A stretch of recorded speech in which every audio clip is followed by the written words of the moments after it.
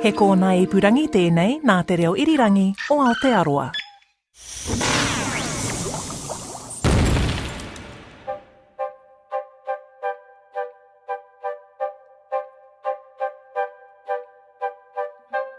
Kia ora, and welcome to the long-running chemical celebration of the periodic table that is Elemental from RNZ. I'm Allan Blackman from the Auckland University of Technology. And I'm Alison Ballance. And in episode 88, we are up to titanium, which I think of as light and strong and quite pretty too, I think. Yep, that's the one, and we will come back to those features later. But firstly, names, vital statistics, all of that stuff. The name titanium comes from the Latin Titans, who were apparently the mythical first sons of the Earth.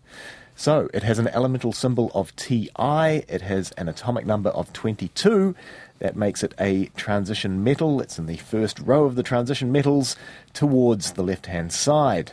Now, titanium was first found, or should I say compounds of titanium were first found in 1791, but the element itself might well hold the record for the longest time between the discovery of the element and its isolation in pure form. This is kind of cool.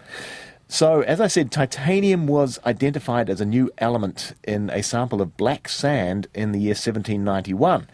But all efforts to obtain the pure metal out of that black sand actually failed. Where was Humphrey Davy, I ask, in all of this? You'd think he would have been there busy trying to do that. So they all failed until the year 1910, so that's a fair few years. That's a very long time.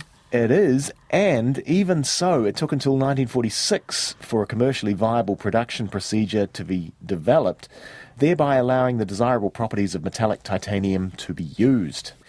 And I can speak from experience here, my right wrist is testament to at least a couple of those desirable properties: osseointegration and strength. And from that I take it you are a partially bionic professor. Yes, indeed. I managed to fall off my bike while travelling at the enormous speed of about 5 kilometres an hour and break my right wrist and left arm at the same time. Ouch! Yes, wasn't too happy about that. Did discover the effects of nitrous oxide in the ambulance, though. It was fantastic, I think, as I've talked about previously. So, in fact, my wrist was broken so badly that it needed surgery to insert some plates and screws, and these were made of titanium.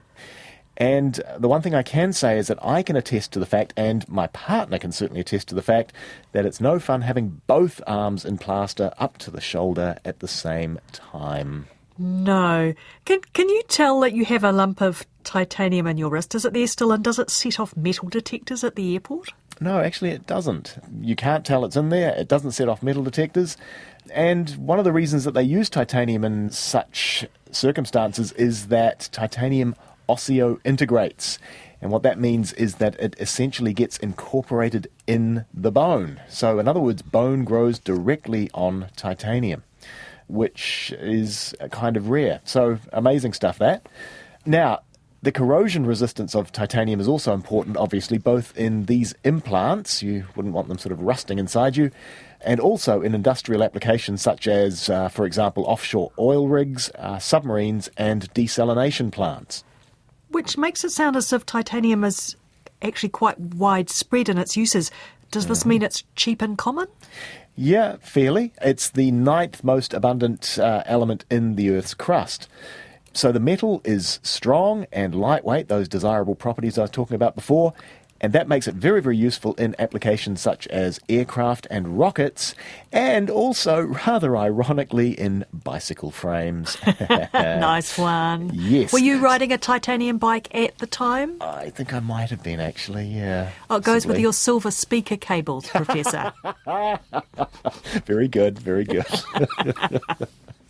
Yes, so back to titanium. So because it's light and strong, an Airbus A380 contains around about 70 tonnes of titanium. It's a fair old whack. It is a whack of titanium to be flying around, but it's probably less of a whack than if you had to use some other metal, I suppose. Indeed. And speaking of wax, that was a good segue. It's also used in golf clubs and spectacle frames. Which you wouldn't want to whack.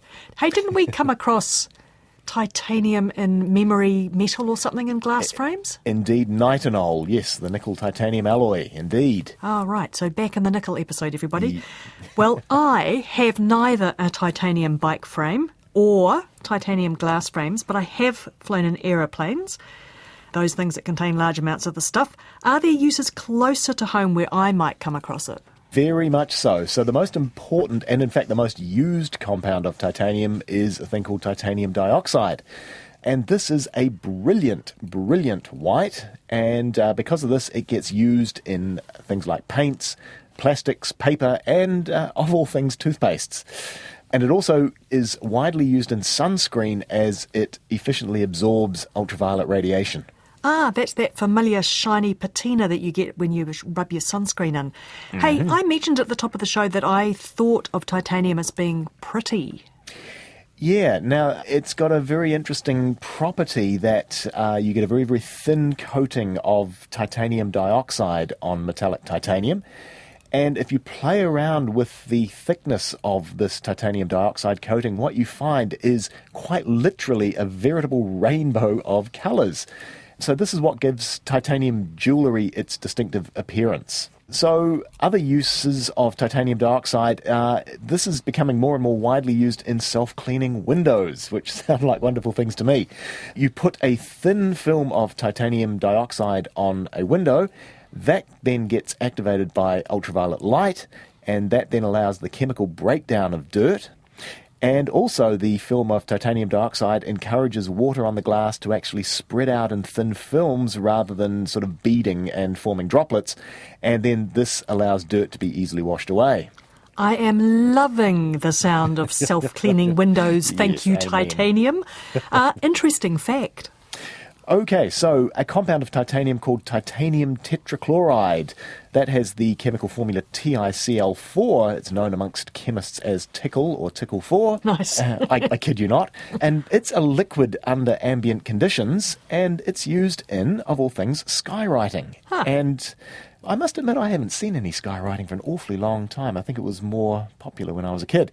Anyway, how does this work? So TiCl4 is very, very moisture sensitive. So as soon as it comes in contact with moisture in the atmosphere, it forms a smoke which contains fumes of HCl and very, very tiny particles of TiO2. And titanium tetrachloride's also been used to produce military smoke screens for this very reason. Well, we won't be needing any smoke screens to hide behind for this podcast, as I think we'd like as many people as possible to know about it. So we should be doing a bit of skywriting instead. Listen to Elemental. And the best way for other people to find us so that they can listen to us is by word of mouth. So, dear listeners, if you're enjoying this series, why not tell your friends and family about it?